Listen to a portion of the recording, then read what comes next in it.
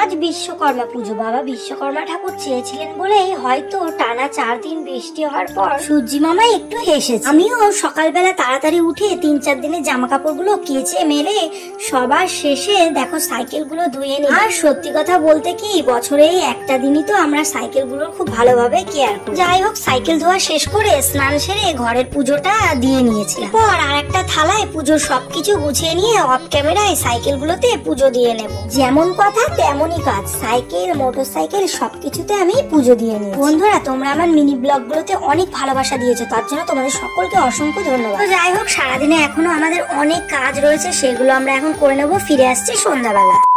তো বন্ধুরা, এখন সন্ধ্যাবেলা আমি পরিষ্কার বস্ত্রে গোপুসোনার কাছে চলে এসেছি এবং সন্ধ্যা দেখানোর পর আমি গোপুসোনাকে ভোগ নিবেদন করে দিয়েছি। তোমরাও ভগবানের ভোগ দর্শন করো, ভগবানের ভোগ দর্শনে অনেক দুর্ভোগ কেটে যায়। এর মতন আমি আসি। আমার তরফ থেকে, গোপুসোনার তরফ থেকে সবাইকে রাধে।